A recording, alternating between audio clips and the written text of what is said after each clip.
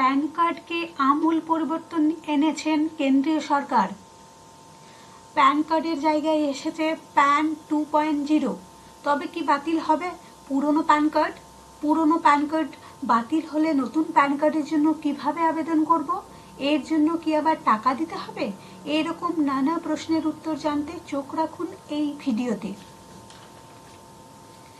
কেন্দ্রীয় সরকার জানিয়েছেন নতুন প্যান কার্ডের জন্য আলাদা করে আবেদন করার কোনো দরকার নেই। কিউআর কোড সহ নতুন প্যান কার্ডের ইলেকট্রনিক ভার্সন ইমেলের মধ্যেও পৌঁছে যাবে।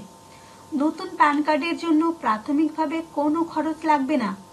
আলাদা করে ই কার্ডের বদলে আপনি আলাদা এমনি কার্ড নিতে চাইলে দিতে হবে 50 টাকা। কিউআর কোড প্যান তৈরির আগে নিজের ইমেল আইডি, মোবাইল নাম্বার বিনামূল্যে আপডেট করতে পারবেন অনলাইনে। কেন্দ্রীয় মন্ত্রী অশ্বিনী বৈষ্ণব জানিয়েছেন প্যান 2.0 বিজনেস আইডেন্টিফাইড হিসেবে কাজ করবে। মধ্যবিত্ত ও ছোট ব্যবসায়ীদের জন্য সুবিধা হবে। প্যান নাম্বার একই থাকবে, এর কোনো বদল হবে না। নতুন প্যান কার্ডে থাকবে একটি কিউআর কোড ও আরও ভার্চুয়াল কিছু সুবিধা। বাড়বে নিরাপত্তাও।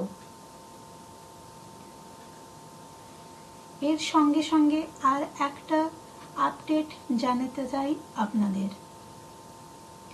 যদি আপনাদের একজন ব্যক্তির নামে দুটো প্যান কার্ড থেকে থাকে, অনেক সময় আমরা বারবার অ্যাপ্লিকেশন করি প্যান কার্ডের জন্য। সেক্ষেত্রে প্যান কার্ড দুটো থেকে থাকতে পারে। সেক্ষেত্রে আপনি অনলাইন বা অফলাইনের মাধ্যমে আয়কর ডিপার্টমেন্টে গিয়ে প্যান কার্ডটি প্রয়োজনীয় ডকুমেন্টের সঙ্গে অ্যাটাচ করে জমা দিতে পারবেন।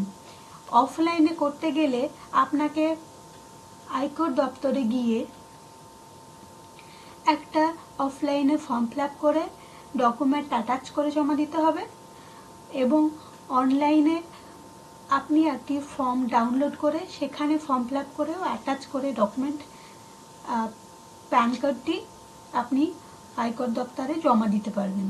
এক্ষেত্রে ওরা একটি স্লিপ আপনাকে দেবে, সেটা আপনি রেখে দেবেন।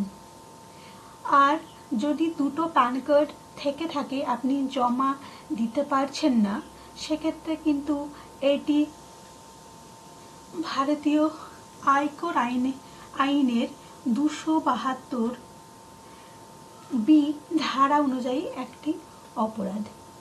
Thank you for watching this video.